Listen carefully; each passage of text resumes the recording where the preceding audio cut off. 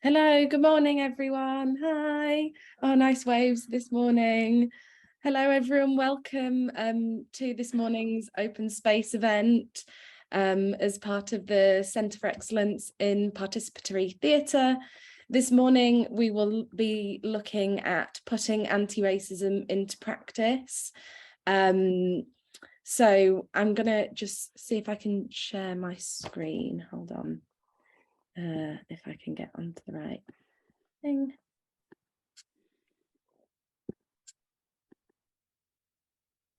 So here we are. Share. Oh no, that's the wrong one. Slideshow. So welcome to this event this morning. As I just said, this is an open space event exploring the theme of putting anti-racism into practice.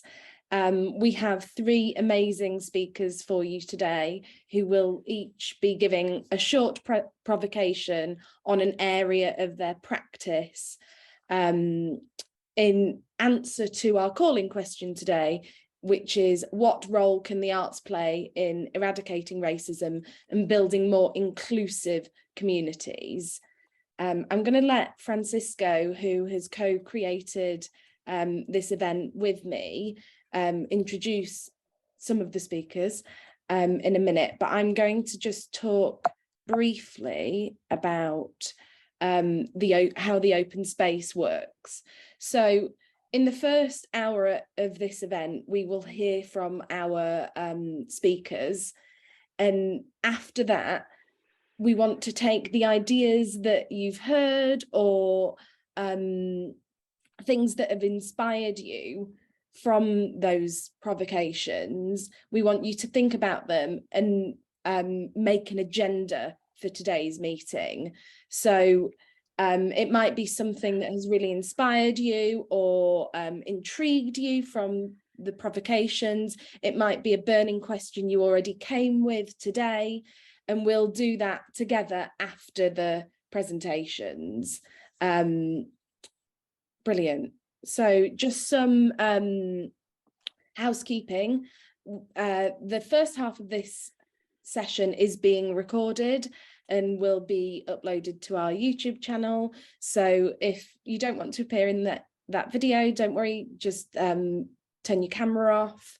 We will be fielding questions for the Q&A after all speakers have given their provocations. You can enter questions in the chat, which I'll be monitoring, or you can wait until the Q&A starts and either raise your virtual hand or you can raise your hand in your Zoom square and we'll try to get to you. Brilliant. Okay, so I'd like to now introduce my colleague Francisco, who's going to kind of briefly introduce the theme of today's session. Hello, everyone. Can you hear me? Yeah? Excellent. Okay. My name is Francisco Carrasco, and I'm from Chile. I'm of mixed heritage, Mapuche, North African, Iberian, and Gypsy. I'm the creative director of Luma Creations, an organization that promotes Latin American and diversity arts, artists and communities. Our team is amazingly diverse with a board, staff team and associate artists from Chile, Mexico, Colombia, Jamaica, Zimbabwe, India, Syria, Iraq, UK and Spain. And for us, one of the most important challenges and practices of anti-racism is helping people open their minds to new possibility and new ways of thinking, as well as challenging racism in all its forms and intricacies.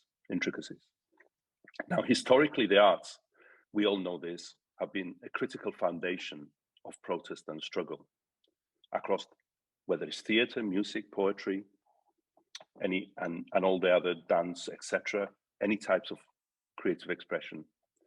It's an extremely important tool to facilitate moving past intellectual arguments that seek to explain and justify or excuse racism. Art is particularly important in efforts to illuminate how racism operates in organizational or institutional contexts, and it communicates hope, resilience, strength amid what seems sometimes an impossible situation. We can use the arts to disrupt all ways of thinking, inspire new sites, inform new strategies, and motivate individuals. It's really important when it comes to working with communities to create and sustain conditions that promote this. Today's event considers the following. What role can the arts and art organizations and arts workers play in eradicating racism and building more inclusive communities? I was asked by Collective Encounters to work with them on this and look at how we explore participatory theatre. For me, participatory theatre encompasses all the arts in different ways. I come from Chile and from a situation in the 70s when this was very much the way artists worked, and I grew up in that context. So how do we support anti-racism through art practice and promote diversity and inclusion? And today we're very lucky to have, I will introduce the first speaker who's going to talk to us and share some of his knowledge, some of his journey, who's a very close, dear friend and brother of mine, Eugene Skeef from South Africa. He's a percussionist, composer, poet, educationalist, and broadcaster. But I would say that's just the beginning of what he does. He cut his teeth in the anti-apartheid movement as an activist alongside Steve Biko in the Black conscious movement of the 70s in South Africa. And he has created and developed and been involved in an incredible range of projects. I will let him speak. So please, Eugene Skeef. Fantastic. I'm just going to spotlight Eugene. Hi, Eugene. Handing over to you. Thank you. Thanks, Marianne. Thank you, Francisco, for that beautiful introduction. And thanks to the collective for having me. Yeah, I am because you are. Growing up in apartheid South Africa, I embraced the holistic notion of humans not being separate from the environment, so that the fights for land rights, freedom from political oppression, protection of the environment, and reverence for nature were all tied together in my mind. Our understanding of the fight for liberation with Steve Biko and our colleagues in the Black consciousness movement was that we could not be properly free until everyone and everything was free. We desired to bestow the world with a more humane face. We elected to live our lives in accordance with the ancient practices of our ancestors, for whom life was a ceremonial act of beauty. We marked every station in the cyclical movement of our lives within the sacred cathedral of the natural environment with a specific ceremony. For example, we saluted the sun at the end of the day by performing postures of beauty based on the different activities that were pertinent to our work or play.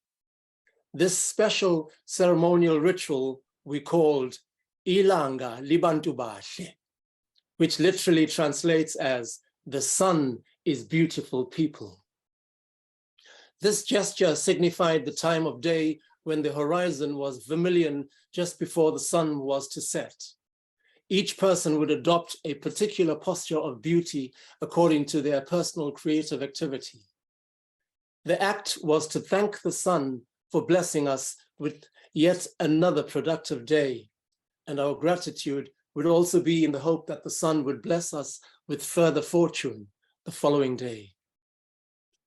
Another example of our kinship with the natural environment is the African practice of burying the umbilical cord and placenta of a newborn baby in the earth and planting a tree over the spot. This relationship makes the forest sacred, and therefore wantonly chopping down a tree becomes tantamount to suicide. Customs such as this reinforce the community's reverence for nature and therefore protects it as if it was an extension of ourselves, which indeed it is. This remarkable consciousness is further illustrated in the harmonizing Zulu word, ngoma, spelled N-G-O-M-A, which means music, dance, hymn, drum, and divine healing energy.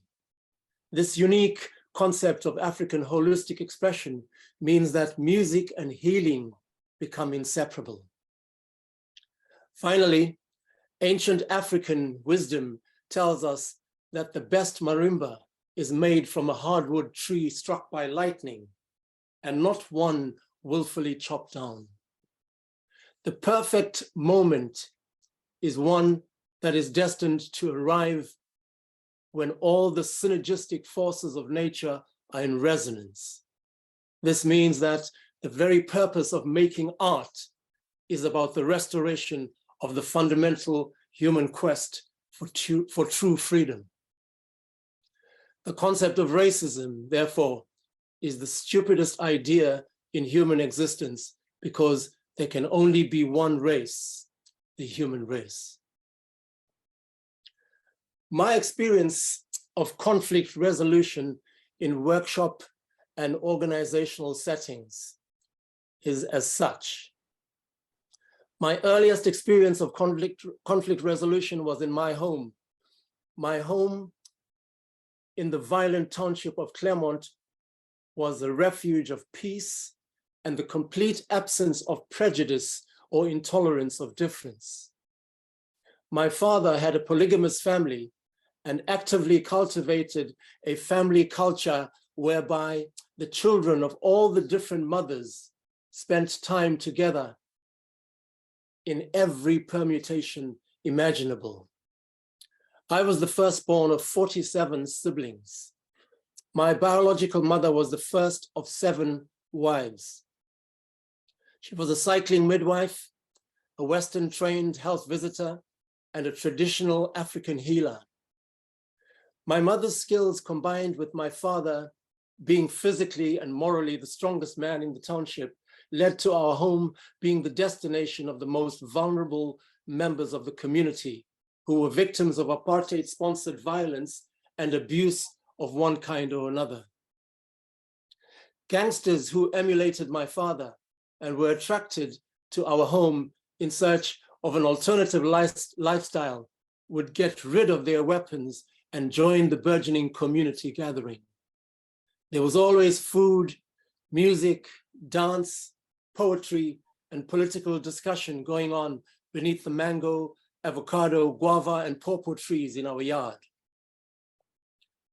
When I was forced into exile because of my work with Steve Biko, the civil rights activist and leader of the Black consciousness movement, I carried memories of my home in my heart.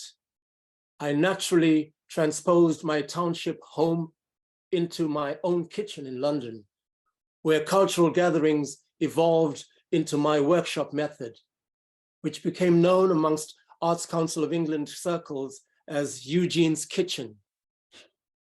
This is the technique that gave rise to my creative workshops at Oval House Music School, a part of Oval House Theatre in South London.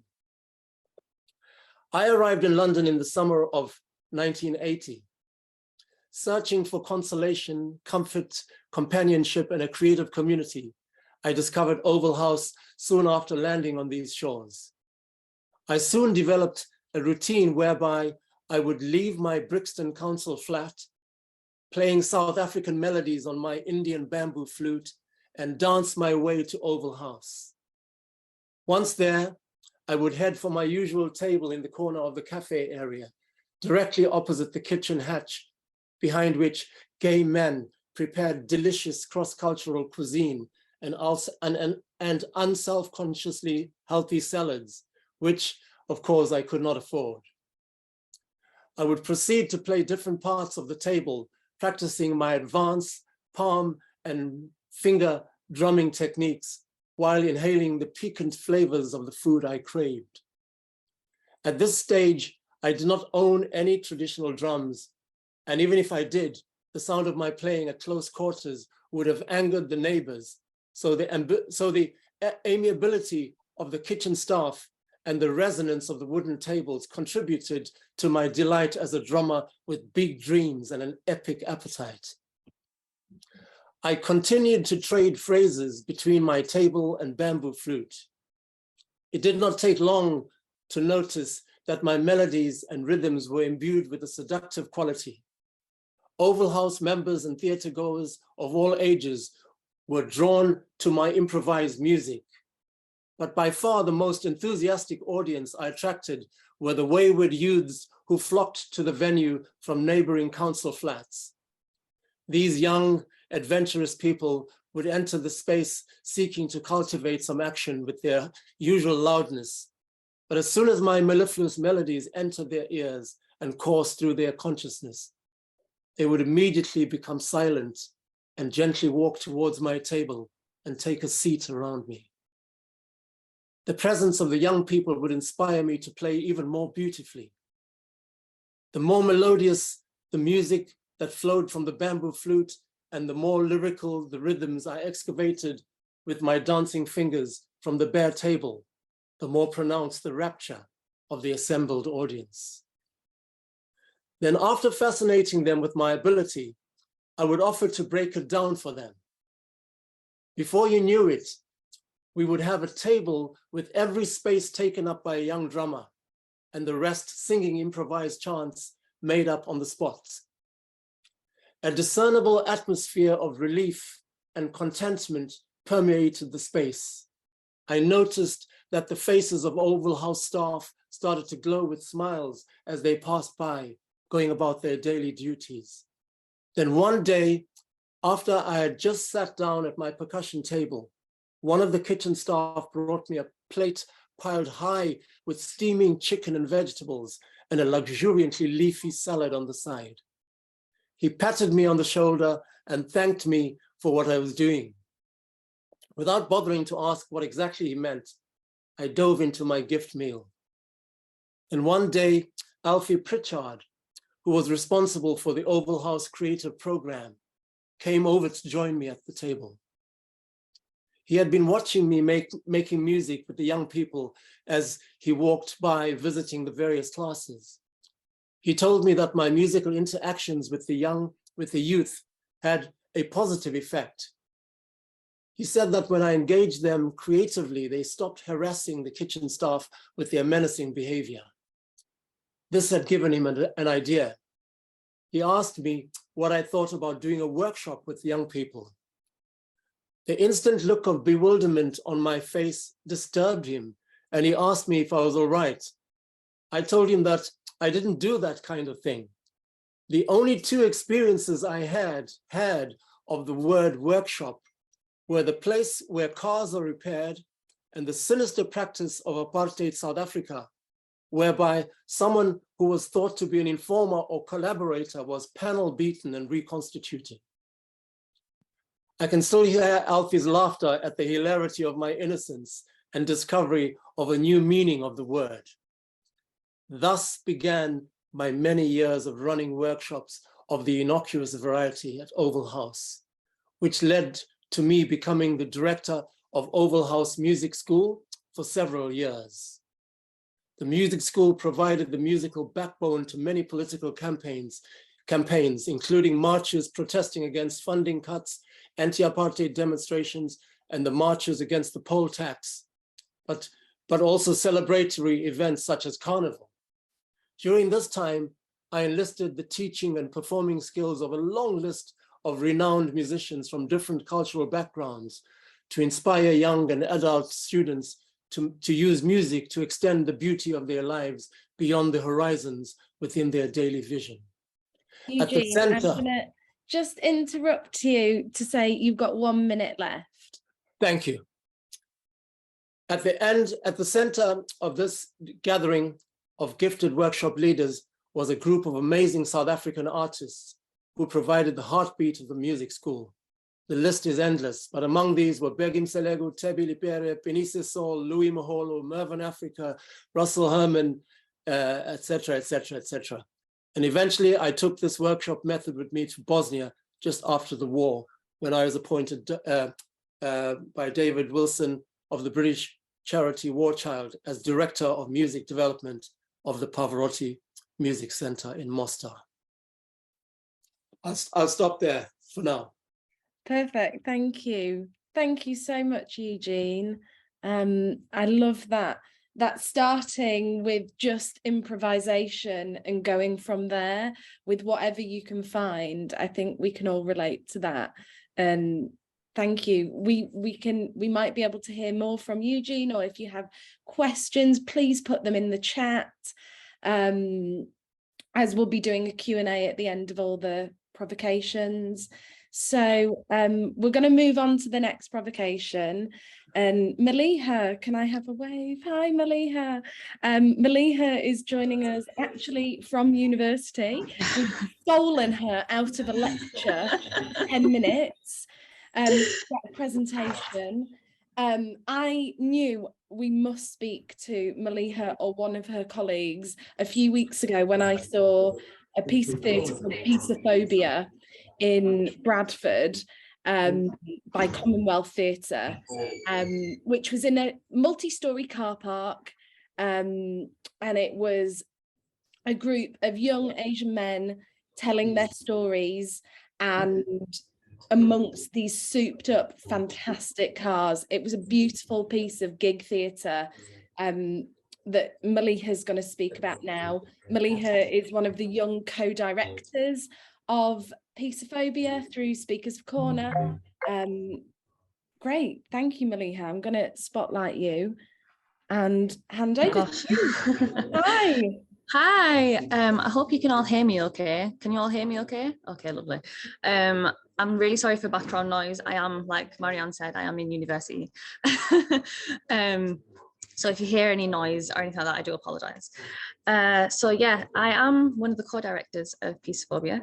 There were 6 of us all together, and I'm one of them.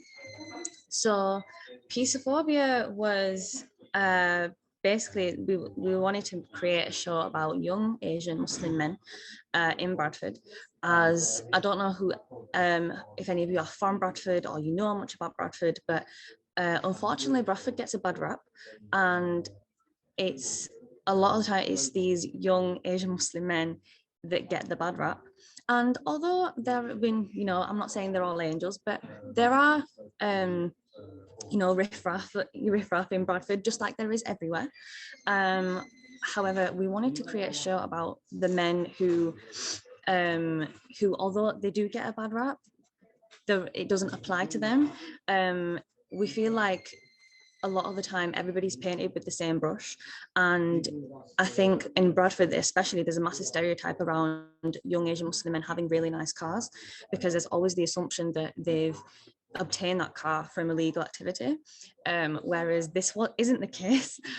So we wanted to get 3 Asian Muslim men, and we wanted to show Bradford, to show the rest of the world that this stereotype needs to be broken down, and it's not right to, you know, paint everybody with the same brush. So these boys that we got involved, the 3 actors, they are car fanatics. One of them owns a car club. It's called Bradford Modified Car Club, if you want to go and follow it on Instagram and stuff like that. And they are really passionate about their cars. And it's, when you hear them talk about it, it's a huge passion for them. It's like they even say it in the play themselves, it's their pride and joy. And so we wanted to celebrate that. You know, Bradford is a very diverse, it's diversity, it's rich in culture. And so we wanted to celebrate this a culture that doesn't necessarily get heard a lot. And if it does, it's always with that kind of prejudice surrounding it. So we wanted to tackle that. And I, like all of us co-directors, we all have a personal sort of resonance with the play. I do, especially because I have 2 older brothers that are, you know, just like the actors. They love their cars, but they've been on the receiving end of prejudice and Islamophobia and racism from various institutions in society, and such as the police, which is a theme that we do explore in the play. So we talk about how the actors get stopped on a regular basis simply because they are brown and they have a really nice car. How they get stopped at the airport and all their bags checked and their cars checked simply because of the way they look. We also talk about how people in the like in society have these certain assumptions about these young Asian men, and about the Muslim Pakistani community. So a lot of the time people ask us, it's even although the play is directed by a group of women and the play is all about men, we always get asked, like, where are the women, if that makes sense. Simply because they see a play that's just about men. They don't see that it's us women that are behind the scenes, and that us women have helped, like, basically make this play. And I can tell you from obviously a woman's perspective that we wanted to make the play about men simply because Muslim women are talked about all the time, you know. And so this is a side of the story that isn't necessarily heard, and one that needs to be, I think, shone in a different light. And so this is why we wanted to create Peacephobia, and it was a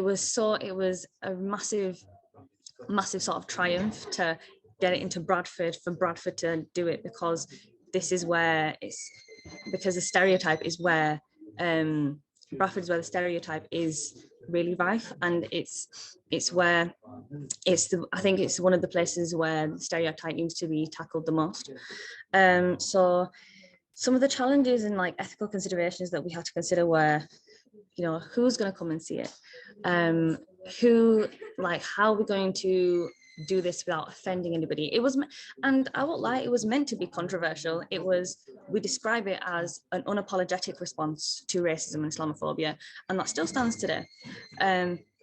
So we wanted it to be a piece of education, of, you know, I don't want to say awakening, it sounds a bit like a cliche, but almost like as if to challenge the prejudices that people have. So we had police officers come to see the play. At every show there was at least 2 police officers that came to see the play. One of my friends who is a police officer came. So they all came, and then we had people who were really high up in the community, like mosque teachers and social workers, you know, people who work for the council, the government. We made sure to get all these people involved because these are the type of people that need to know about this kind of stuff, because they're at the front line in our communities, and they kind of help shape our communities in a way. We also had people from a mental health service come and watch. In the play, the boys talk a lot about their mental health and about how constantly being stopped by the police and constantly having this prejudice and stereotypes surrounding them, how it affects their mental health. And as you can imagine, it doesn't affect them very well. They talk about how they're constantly very paranoid, very on edge, they're constantly being watched. And this is why we got the police involved, and we got mental health services involved, because, like I said, it was to educate them and to help them see a different perspective. So that it was amazing. If you got the chance to see it, then I'm sure you will agree that it was absolutely amazing. I mean, I'm biased, but so also we like Marianne said, it was based in a car park, and that was simply because it fit.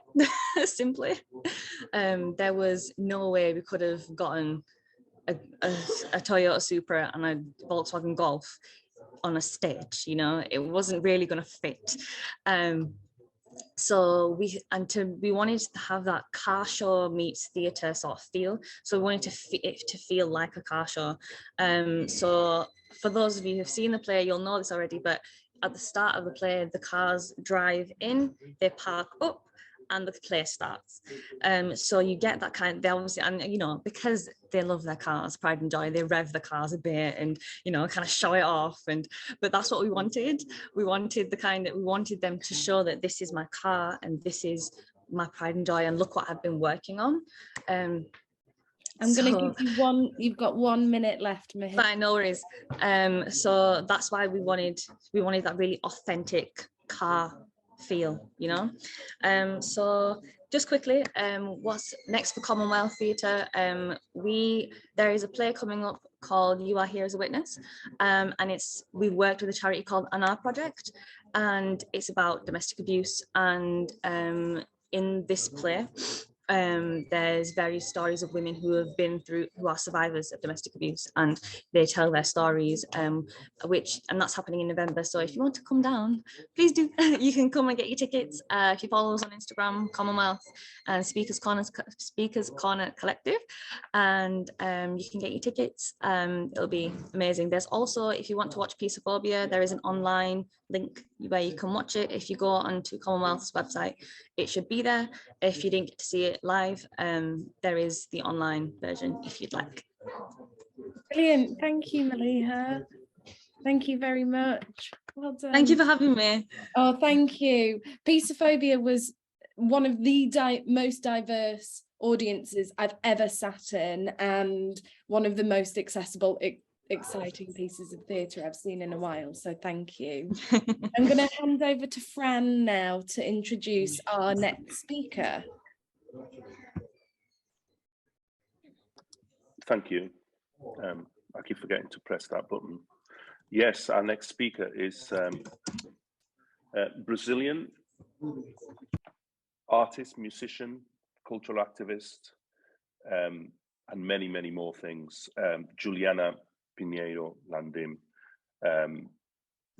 I met her quite a while back, and we have done different things together, but one of the biggest things that she's renowned and known for is as the artist director and co-founder of Katumba, which is an amazing organization that not only provides the most amazing drum soundtrack for many, many events in Liverpool and across many parts of the country, but also it's the concept behind it, it's the story behind it, it's the journey behind it that's very powerful. So so when I asked Juliana because of that work, but also because of the other work that I know she has been involved with from when she was a child, really, in Brazil.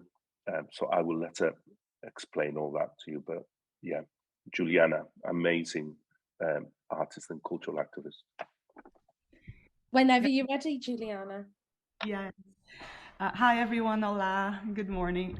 Gracias for that, Fran, obrigada. It's nice to be here, to be in such amazing company with Maliha and Eugene and every single one of you, some familiar faces as well, so it's a privilege to be here.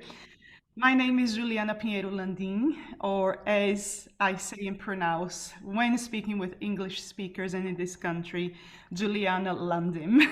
So it's quite a bit of a difference in that way. I am originally from Brazil, as Francisco said, but like many Brazilians, with all the mixture and miscegenation that we had, I am part native Brazilian, part Nigerian from Yoruba tradition, part Arabic / Jewish from my ancestry. So it's a big mixing bowl, and I bring that into all the things that I do, or try to, as much as possible. And like Fran was saying, I am the co-founder and co-director for Katumba Drumming Movement here, which is under the Brazuca International family, and we use music and movement to bring well-being, physical and mental well-being to our communities. We do that through a variety of mediums, and I just wanted to share a little bit about how we do that through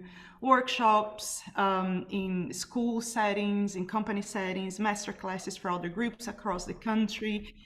with our Exchange for Change program, in which we bring people from the UK to Brazil to volunteer in local favelas, but also to learn from the local artists and bring that back here to our communities in Liverpool.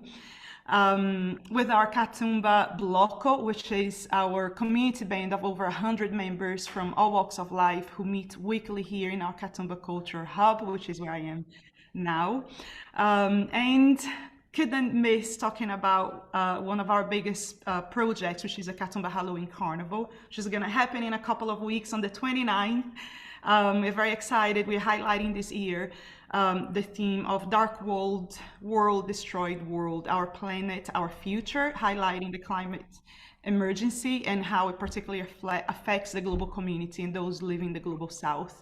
So it's not, the Gory Halloween is not just the fun carnival, but as carnival traditionally exists in Brazil and in other cultures, to highlight issues that we live with and we struggle with. And, you know, as I said, excited to be here, excited to be part of the panel, a bit nervous as well, as, you know, I'm not a native English speaker, so whenever I'm invited to speak or to be in a space in which I'm not just a passive participant, that comes with that anxiety, the nervousness, and I tend not to do it because of that fact, but also I tend to think about the importance of occupying these spaces as well. So to have someone who speaks with an accent, someone who wasn't born or raised in this country, as a place of activity, as a place of someone who is starting a discourse, and as on my bio as well, in the carnival arts world, and different Brazilian practices, it's very surprising to see that those in the position of power or those in the position of making decisions or position of creating or being a created agents of creativity are not Brazilian. So that was something that was really surprising to me when I moved to this country, just understanding, realizing, and reflecting on the reasons why. You know, those who are inspired by our practices, are inspired by our culture, Brazilian and Latin American culture and carnival culture in general, why the vast majority are not from those countries, and how we can, as people who are in the position of power, who do not belong to the culture but are inspired by the culture, and we raise a platform for people who are and belong to that culture, raise awareness ourselves to each other in our practice, but also when we come and occupy those spaces, when we're out in the world sharing that practice. So it's very interesting, and then it comes to me just the fact that I'm here and I've been part of it when we reflect on the provocation. You know, all the, for example, preconceptions or conceptions or prejudices that we all have, myself included, on listening to someone that speaks with an accent, for example, that it's speaking and is not just showcasing an art form that's contained within the box of my cultural heritage. For example, I'm not playing a drum right now. I am not showcasing or, you know, shaking my feathers, for example, as many people like to think that that's what we do in Brazil, which is as well. But even though I say many, many times I'm a drummer that moves, people, oh, you're a dancer, you're a dancer. But thinking about what are the preconceptions that play part into it, what value is attributed to people, and it would be interesting here just to have a show of hands, for example, out of those of us, and if you don't have your video on, you can share in the chat if you want, how many of us here have not been born in this country, for example. So just we have a visual idea of, you know, who is part of the conversation. And out of those of us who are immigrants and have not been born in this country, how many have not moved here as a child? So let's put us onto gallery so we can see. So we can see someone's Thank you, Marianne. So it's very important for us when we're reflecting on inclusivity, on participation, on representation from many different standpoints. How do we reflect on that within the context of arts and culture, within the context of who is holding the position of dialogue, of power, of discourse, of setting the discourse, and how we can, within each of our practices, put that into place, not individual, but also collectively. It is something that I've been doing in one way or the other for a long time, having lived in the United States before I moved here, but also in the States and in Brazil. My social justice activity or participation or action was a very traditional in the sense of protesting, feeding the poor, going to the favelas, going to the street, organizing national protests in Washington, D.C., hosting a radio show which was for and by the Latino community, and so on. And when moving here to the UK, having the privilege, which is a privilege, to utilize my art and my culture as a medium of social change.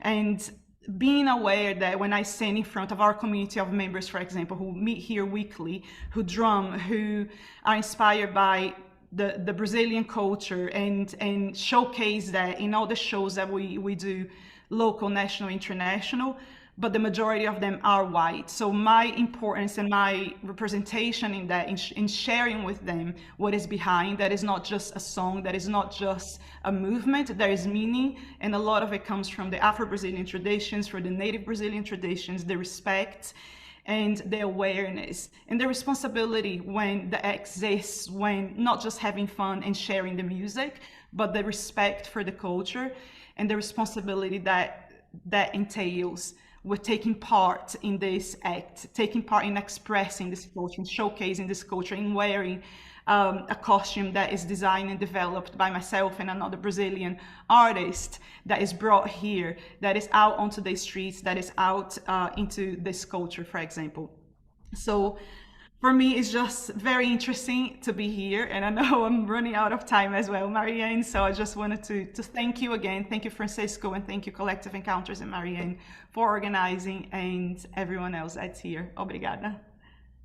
Thank you.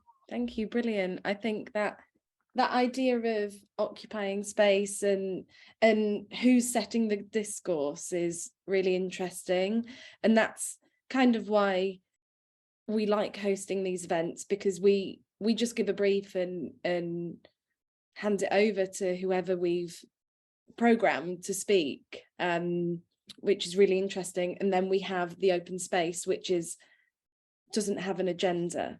So we will set that together. But thank you, Juliana, for that. We're going to move on to kind of a Q&A now. So Francisco is going to chair with me. If you have any questions for Eugene and Juliana and Francisco, Maliha has had to dash back to her lecture, but we thank her for her contribution. Please put them in the chat or put your hand up. Let us know. Yeah, I mean, I can start off by a couple of questions, if that's okay. Brilliant. The first one is quite open, and it was kind of directed at some of what Juliana had said and Eugene. Sadly, I have a very specific question for Maliha, but she's gone, which is okay, because I was really interested in how she took the job, the work, and how she was inspired, because that was really interesting, the way that she connected the fact that it was the women who created and developed, and they made those decisions of what they actually wanted, and how they transferred that into the practice itself. But the question I have, it's either Juliana or Eugene, I don't mind who answers this so much, but it's quite an interesting thought for me. How do we ensure representation without making it? And this is quite interesting, because I ask this for myself all the time, without making it about numbers and box ticking. And because I know that both Eugene and Juliana are very much from a background of a holistic approach to the work they do, but we find ourselves in a society where, especially more and more, where it's about ticking boxes, monitoring, evaluation, which is very, very much done in a Western context. So from my point of view, that's quite a thing that actually it's an obstacle to a lot of people that are working in that context around from the global south and all that kind of work that Juliana was talking about in relation to when you come here, you place yourself and you're trying to be part of that conversation. But so the question is there a way in which we can do representation without making it into a box ticking thing? Either Juliana or Eugene, or shall I pick? For myself, thanks for that question, Francisco. For myself, I have never ever. I make a distinction between. There's a word that I highlight that I do not like very much. Almost to the point of detesting it, and that's reactivism.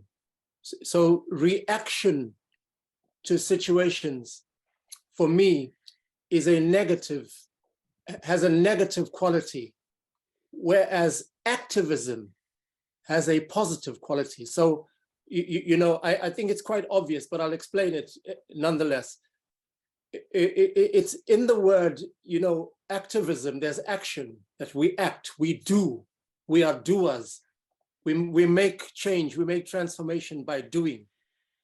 And those, none of my actions in all my life as an activist and as a workshop leader have been based on reacting.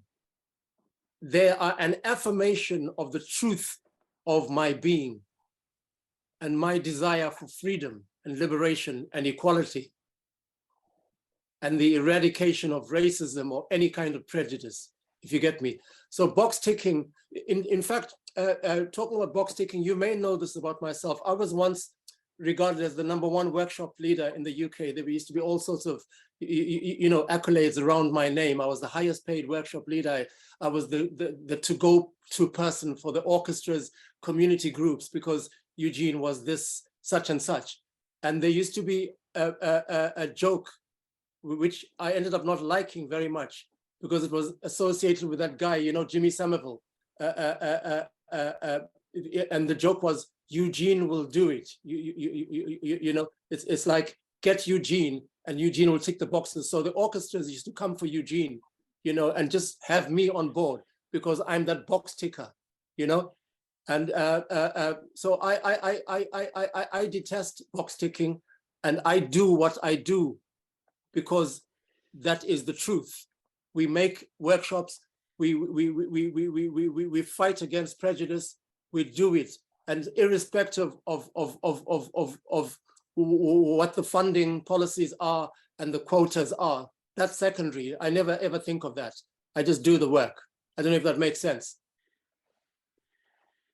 Yeah. Yes. I mean, I know. I understand totally that, and I get that. But my question also adds to that context of, I agree completely with you, and I aim to work that way. But how do we change that concept that it's always about it takes away the humanity of it, and it becomes a box ticking? And I know many people who are here have to deal with that on an ongoing daily basis, and you're placed in a situation with that.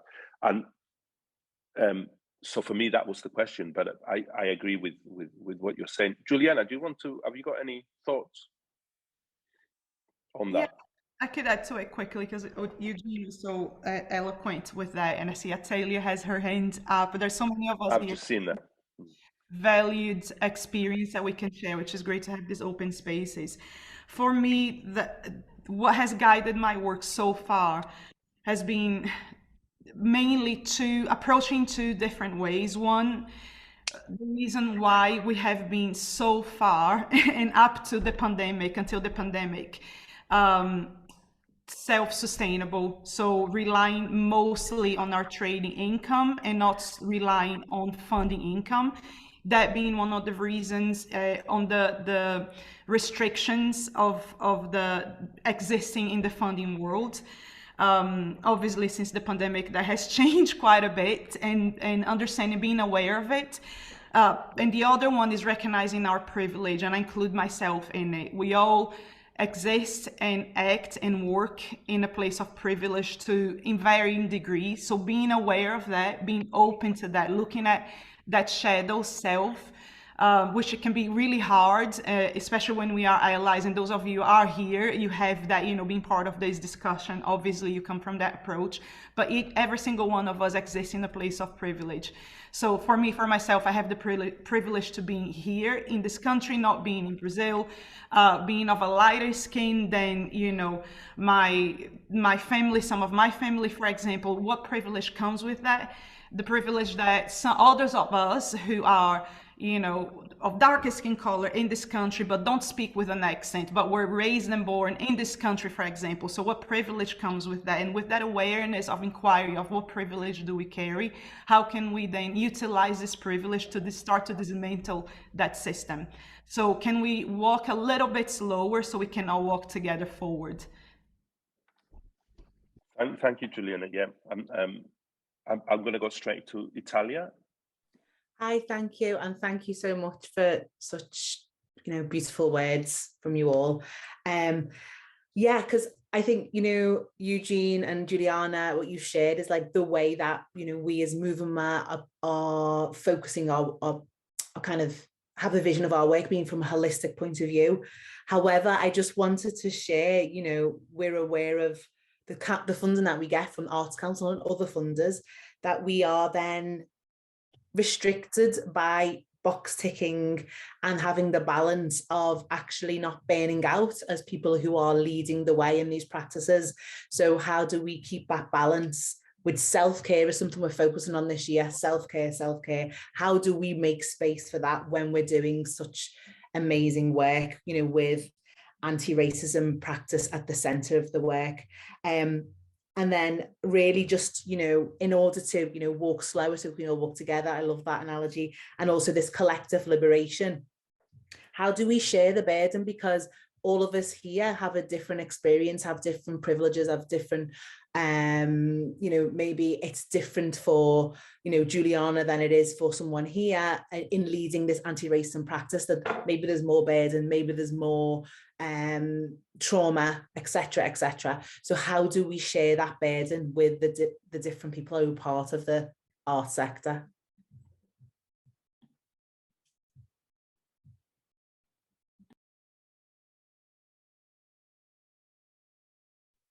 Mute. Eugene, would you like to respond to that? I would just like to actually throw back a question. Thank you, my sister, Italia. Yes, thank you very much for what you just said. Fran and everybody, I'm being ultra sincere in saying that prior to my being forced into exile from South Africa, which led me to land here in London, as I described, I had never, ever received funding to do the work that I do. And all my work was what a great jazz musician, a free jazz musician called Cecil Taylor, who died a few years ago, used to say, it is as serious as our lives. He gave an English photographer that title, and it became the title of a book, As Serious as Our Lives. So doing the workshops that we did, anti-racist workshops, and the raising of awareness, all the work that I continue to do even to this day, and I'm at my poorest materially right now, but I'm at my busiest, even 6,000 miles away from South Africa. I inspire youths who consult me every day. I don't have any funding, and I don't say this self-righteously or with rudeness or disrespect towards anyone else. It is as serious as our lives. We do not wait first and say, oh, where is the, in fact, the first time I came across the notion of artists waiting for there to be money first was when I came to England, and I hope that doesn't come across wrongly. I hope I'm not being careless or self-righteous or disrespectful, but there has to be that sacred space must be reserved in the soul of a radical, creative artist, you know, who wants to make transformation, is that it is as serious as our lives. It is not secondary to the question. It is what it is. You know, the box comes second to the reality of the existence of our lives.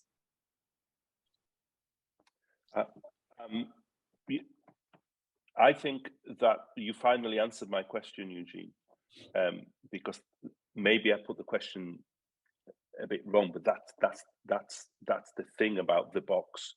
You know, it's yet another structure to stop us from doing things, and the importance of it is very much about doing and yeah, in spite of the box, more than for the box. So for me, that's where the question lies, and it's, you know, with racism and anti-racism and all those kind of breakdowns of things, there are many different elements to it. One of them is being, you know, how do we change?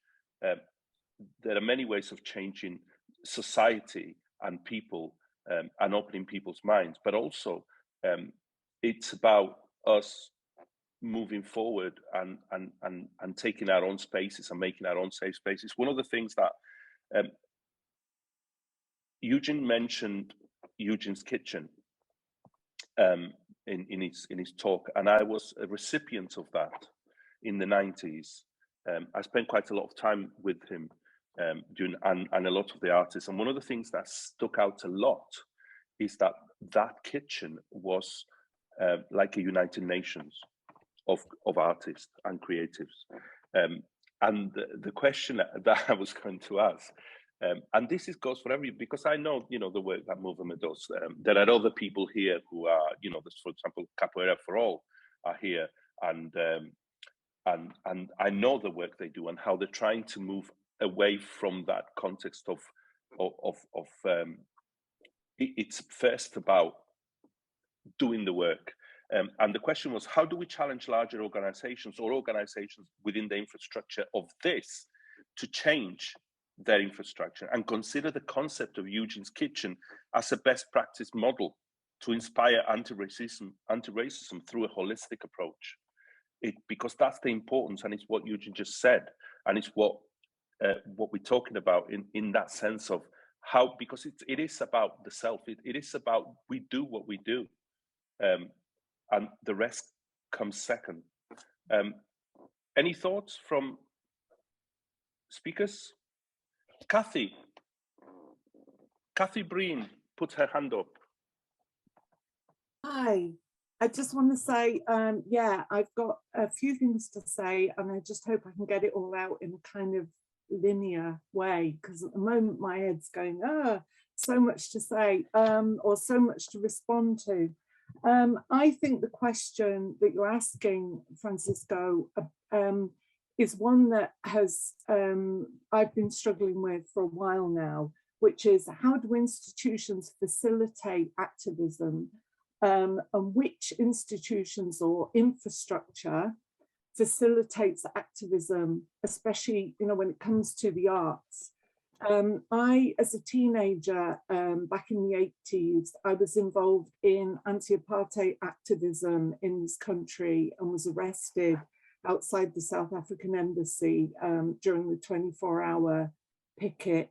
I then went on to work in the British Council and to try to develop anti-racism training for the British Council, and met the resistance there. And, you know, the whole thing of privilege, yeah, that Juliana mentioned, you know, I recognize my privilege as a British born, you know, white middle class woman. However, I've become very interested in the idea of social graces and the idea of looking at people as more than just those kind of very obvious categories of, if you like, labels, because, you know, despite appearances, there are lots of ways in which my life has, how can I put it, been challenging. I've experienced, and I'm not going to go into detail, but lots of trauma. But rather than me using that as a kind of like,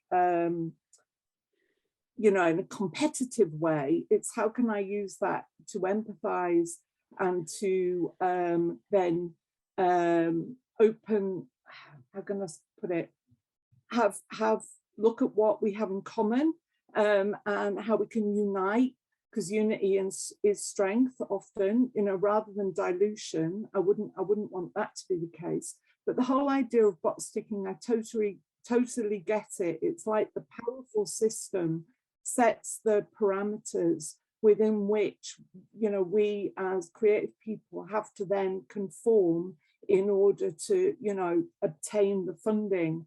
And although I totally get what you say about Eugene, about how this is our lives, my worry is about exploitation, survival. You know, how do we survive? How do we feed ourselves and our kids?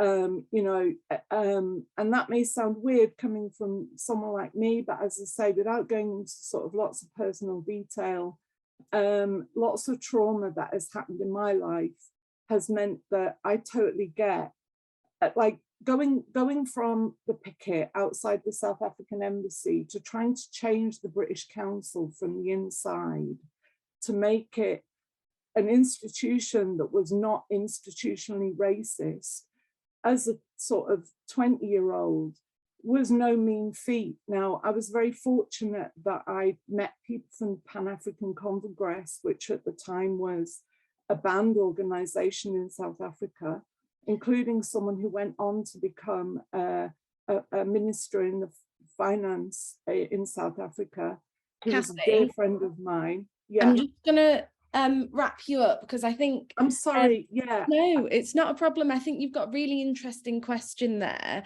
and I think Juliana has a response. Okay. And I want to make sure we hear a response from Juliana, and I want to suggest that maybe this is one of an open space topic that you could suggest for the second half. Yeah. I guess part of me was trying to argue for my legitimacy for saying what I'm saying and asking the questions that I'm asking. That was all. And yeah, thank you, Kathy. Myself, but thank you. Thank you.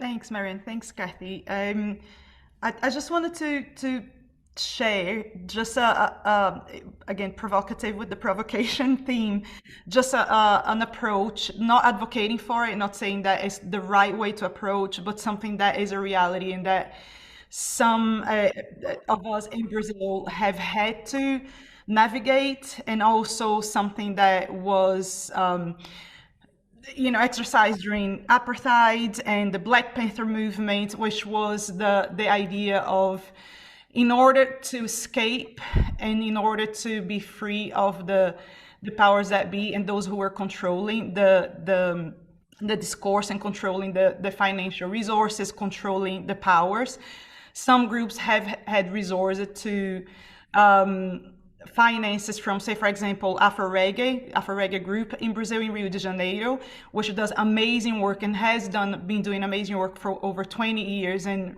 successfully created pathways for young people in the favelas of Brazil to have an alternative other than existing in the drug trading world.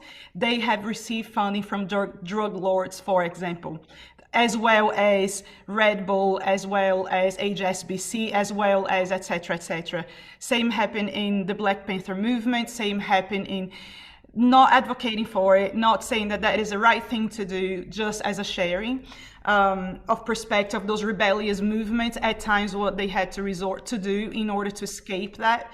And like Eugene was saying, that was their lives and it was what, you know, the pathway and the escape that they found. but also inviting other organizations and other individuals that are present to share, because there's so much richness here of practice and people who have navigated that successfully maybe. So that is not just us, myself and Eugene, or, you know, it would be really lovely to hear from everyone else here who has experience and have found tools that are useful and can share with everyone. Brilliant. Thank you, Juliana. So I think we can see that the discussion is really interesting, and is maybe now is a good time to introduce the concept of the open space. So we're going to kind of wrap up this section of the event now, the presentations and the Q&A, and I'm just going to share my screen, and we're going to go on to, if I can find it, hold on, into the open space portion, and I'm just going to explain how that will work. I'm going to put a link in the chat. Okay. So you can see here, this is our calling question for today. What we'll do next is, from the provocations and these ideas that we've started to tease out, we're going to name some breakout rooms, which will become the agenda for our meeting. We'll hold the discussions, and then we'll feed back via Jamboards, which is a collaborative way to feed back afterwards. So let me go on to the next slide. If you open the link I have just put in the chat and go to slide 3, you can see there's a table here. Now this is, you should be able to edit it, and this is where we're going to input our agenda. So if you've got an idea of a topic for a room, or a kind of a provocation of your own, or a question that you want to pose to the people in the room, please do. We can see Aidan's already filling something in. So all you do here is put your name in the middle column, and a short topic title in the right-hand column. So here we have Aidan is putting in vulnerability as resistance or / appropriate vulnerability. And we can see these filling in. Now, we can have more than 4 rooms, so please add as many as we need. I'm gonna just stop sharing here. So please do that over the next 5 minutes. I'd like to just take this moment to thank Eugene and Juliana and Maliha for wonderful words and ideas this morning, and such fantastic provocations. And I'd also like to give thanks to Francisco for working with me and co-curating this event with me and making it happen. So thank you all for your words and thoughts this morning. And now we're handing it over to the open space portion.